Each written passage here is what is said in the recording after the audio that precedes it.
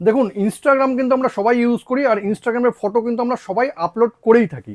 এবার ইনস্টাগ্রামের photo upload করার সময় একটা চিন্তা কিন্তু আপনাদের মাথায় আসতেই হবে, সেটা হলো যে ফটোটা আপনি দিচ্ছেন সেই ফটোর সাথে আপনি ক্যাপশন কি দিবেন।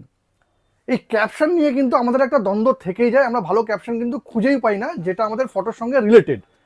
তো একটা ছোট্ট ট্রিক আপনাদের বলে দিচ্ছি, এই ট্রিকটা ইউজ করলেই কিন্তু ইনস্টাগ্রাম নিজে থেকেই আপনাকে বলে দেবে যে যেই ফটোটা আপনি দিচ্ছেন সেই ফটোর ক্যাপশন কি হবে।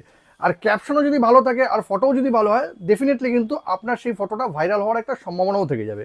তাহলে এই ট্রিকটা কি জানতে গেলে ভিডিওটা শেষ পর্যন্ত দেখুন আর প্রসেসটা একদম সেভ করে নিন। দেখুন, এই জন্য শুরুতেই আপনাকে আপনার ইনস্টাগ্রামটা খুলে নিতে হবে। আমি ইনস্টাগ্রামটা খুলে নিলাম।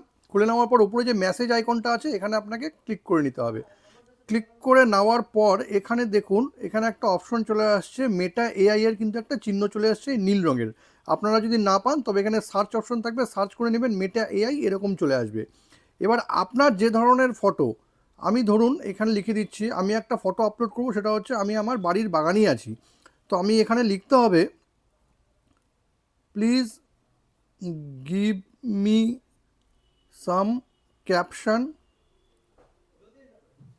এবার হাইফেন দিয়ে এখানে আপনি লিখে দেন, I am sitting in my own garden. এরকম যদি কোনো ছবি আমি আপলোড করি, এরকম লিখে দিয়ে এটাকে পাঠিয়ে দিতে হবে। দেওয়ার সঙ্গে সঙ্গেই কিন্তু দেখুন মেটা এআই কিন্তু আপনার ছবি অনুযায়ী আপনাকে অনেকগুলো ক্যাপশন দিয়ে দিবে। এই ক্যাপশনগুলো কিন্তু আপনি আপনার ছবির ওপরে সেট করে পাঠিয়ে দিতে পারবেন। এতে কিন্তু আপনার ছবিটা সুন্দরও লাগবে, আর ক্যাপশনটা ভালো হলে কিন্তু সেই ছবিটা ভাইরাল হওয়ারও একটা সম্ভাবনা থাকবে।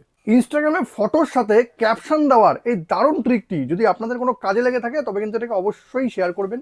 আর এরকম নতুন নতুন ইনফরমেটিভ ভিডিও পেতে প্লিজ সাবস্ক্রাইব আমার চ্যানেল সাবজেক্ট সম্রাটকে। Thank you.